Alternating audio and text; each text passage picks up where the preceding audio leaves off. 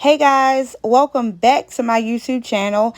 And just as I promised last time on my last video, I am here today to show you a step-by-step tutorial of how I make my balloon garlands using balloon string. So I've already gotten started. I've blown my balloons up in dupes, which is in sets of 2, right here on the floor beside me. Okay, now let me adjust my camera back down to where I had it. And I'm just going to go ahead and scoop the balloons closer to me so that I can reach them easier while I'm talking to you guys and still staying in the frame. Okay, so now that I have all of my balloons close to me, I'm going to go ahead and get started. I'm doing an actual color pattern, and the colors that I'm using is red, white, and turquoise blue. It's for a graduation, which is the person's actual school colors. So I'm going to start with the red color first. I do my clusters by colors. So the red color will be the first set of clusters that I'm going to do. Now, when you are starting your balloon garland, you always want to make sure that you tie your first set of duplets in a good knot. And I even double tie just to make sure that it is secure. Because if you don't do this first step right, you will have a balloon garland that's falling apart on you when you're trying to hang it and style it. You have to make sure that that very first one is definitely secure.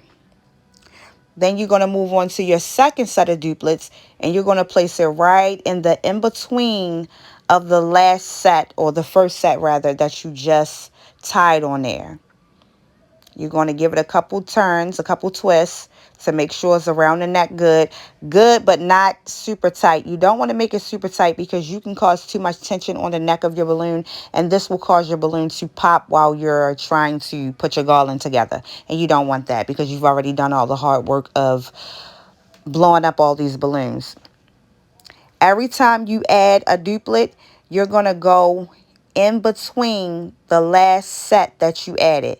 So I'm going to place this set in my hand right in between the very last set that I added. Right in that where I'm pointing. I'm going to lay them right across that. And that's basically what you're going to do for every duplet set that you add. You're going to go in between the last one that you added, if that makes sense. Now I'm going to give my ribbon a couple of twists using the figure 8 method, just going around a couple different necks of the balloons firmly but not too tight, like I said earlier, just to make sure that they're touching. But don't strangle them to the point where you're putting so much tension on the tied up part of the balloon that it can break, because it's already stressed out from being tied into a knot. So you don't want to compromise that knot by tying your ribbon too tight around that neck. Now I'm moving on to my white balloons, and I'm going to start adding these by going right in between the last set of red that I just tied on. I'm going right in between there, and I'm going to use the figure 8 method to go around a couple of the necks of the red ones to add this white one to the family. And let me say this really quickly. There is no one way of doing a balloon garland. There are so many different ways that you can do this, guys. So don't think that I'm showing you the only way to do it. This is just my way. I've seen plenty of other people do beautiful balloon garlands, and they use different techniques than I'm using. But there's no wrong way. However you can get it on and it's secure and it looks nice, no gaps, that is the correct way for you. And in case you were wondering, as you're watching me, I am doing a pattern. I'm doing a color pattern and a numbers pattern.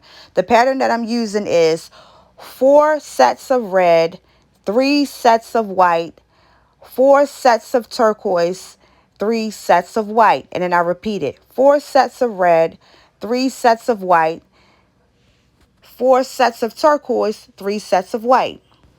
Now here I am doing another trick that I learned, which is to use the wall. And when I say use the wall, this is exactly what I mean. Now once your garland starts getting to a certain length, it'll get a little bit out of control, and you'll be holding it by the string, but it'll be wagging because it has so many balloons on it, and it's getting heavier down at the bottom end where the red is. So this is one good way of doing this alone when you're by yourself and you don't have anyone to hold the other end for you. You can just simply Grab your set of duplets that you wish to add next. And then once you get that set of duplets in your hand, you can push your balloon garland, the end of it, up against the wall, applying just a little pressure, just enough to keep it in place. And then you put that duplet right in the sweet spot, right there in the middle, like I showed you earlier.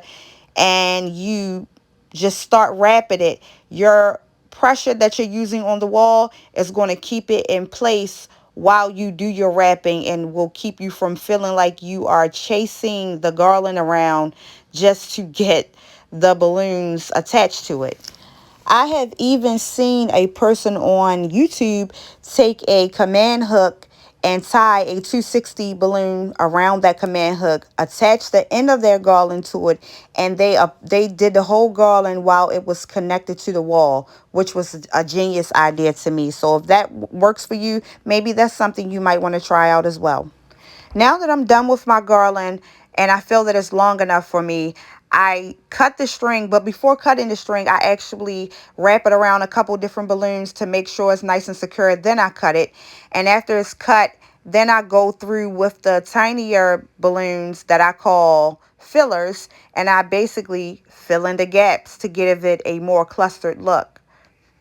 And I actually go color by color. I add every color on top of the already existing color. I don't have any red fillers blown up yet, but I'm going to get some of those later off camera, and I'll be adding them later. So here are the finished results, guys. I did the taller one earlier before I got on camera. And what I'm basically going to do is turn these two pieces into an arch. Now, I think when I get to my customer's place, I'm going to hang them in a what I call an upside down L shape. That's when the garland is going up one side and across the top. Or I could just connect them all together as one big long garland and hang it that way. I mean, the sky is really the limit. Once you get your balloons situated in the pattern that you want and the colors that you want, hanging it is the easy part. You can pretty much style it according to the space that you're putting it in. By creating an imaginary picture. Usually it's something that moves.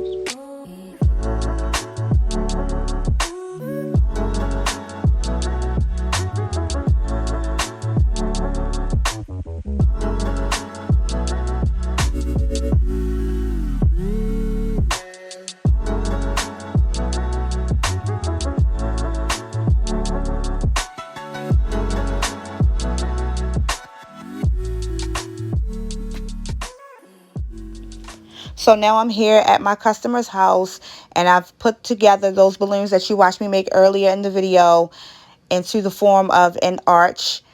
This is in their basement. This is where they'll have some seating and be taking photos down here. And then now that I'm done this one, I have to make my way up to the deck and do a balloon display up there, because they'll also have seating in that area. But I have limited space up there. What I'm going to create for upstairs is something like a balloon wall. I'm going to use the same exact method as earlier, which was the two big tall columns, and then I'm going to use the fillers as gap fillers. I'm going to tie the two columns together and create kind of like a slim balloon wall, as you see here. I also added the gold congrats grad sign to it, just to give it a more graduation look in the photos. And I added a couple stars for a little bit of pizzazz. Let me know what you guys think in the comments. Thank you for watching, and until next time, Love Events out.